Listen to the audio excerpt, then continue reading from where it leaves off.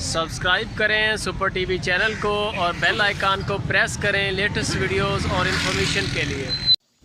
अस्सलाम वालेकुम दोस्तों, की हाल चाल है। मैं ਤੁਹਾਡਾ ਮੇਜ਼ਬਾਨ ਮੁਹੰਮਦ ਸ਼ਾਹ ਤੇ ਤੁਸੀਂ ਦੇਖ ਰਹੇ ਹੋ ਆਪਣਾ YouTube ਚੈਨਲ ਸੁਪਰ ਟੀਵੀ। ਉਮੀਦ ਹੈ ਕਿ ਸਾਰੇ ਵੀਰ ਜਿਹੜੇ ਸਾਡੇ ਖੈਰੀਅਤ ਨਾਲ ਹੋਣਗੇ। ਤੇ ਦੋਸਤੋ ਆ ਮਾਲ ਜਾ ਰਿਹਾ ਮਾਸ਼ਾਅੱਲਾ 17 ਵੈੜੀਆਂ ਲਾਹੌਰ PP 143 MPA ਨਸੀਰ ਅਹਿਮਦ ਸਾਹਿਬ। ਇਹ ਅੱਲਾਹ ਪਾਕ ਉਹਨਾਂ ਦੇ ਨਸੀਬਾਂ 'ਚ ਕਰੇ। MPA ਨੇ ਹਲਕਾ ਉਹਨਾਂ ਦਾ ਹੈ 143 ਤੇ ਉਹਨਾਂ ਨੇ ਸਾਡੇ ਕੋਲੋਂ ਮਾਲ ਖਰੀਦਿਆ ਮਾਸ਼ਾਅੱਲਾ 17 ਵੈੜਾਂ ਖਰੀਦੀਆਂ। चेक कर सकते हो माल भी उन्होंने A1 माल खरीदया, क्वालिटी बड़ी अच्छी लई है।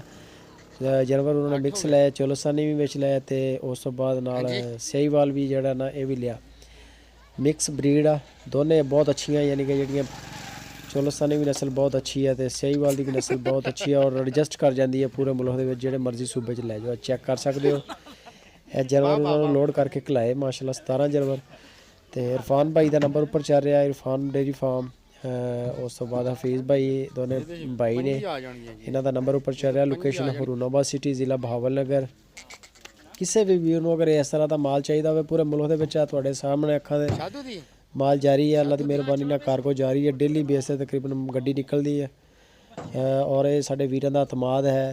साडे जेडे चाहने वाले उन्हों की करम नवाजी है, उन्हों की मेहरबानी है, साडे ते ट्रस्ट करते हैं।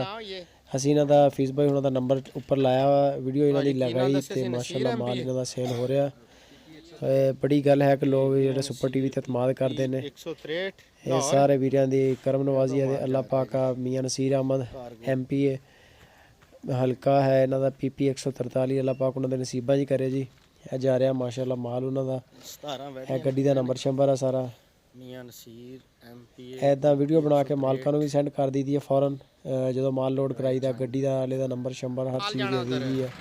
अल्लाह की सपोर्ट कर दी आपको सेफ्टी पूरी करके बंदे ने जी जा रहे हैं माशाल्लाह लैके। जो किसी भी वीडियो को जरूरत हो इस तरह माल चाहिए हो सही माल चलो सनी जड़ा है गाइया इरफान भाई उन्होंने रब्ता करो। नंबर उपर चल रहा इरफान भाई उन्होंने हफीज़ भाई उन्होंने हर टाइम इंशाल्लाह एक्टिव ने बैठे ने व्हाट्सएप पर भी रिप्लाई।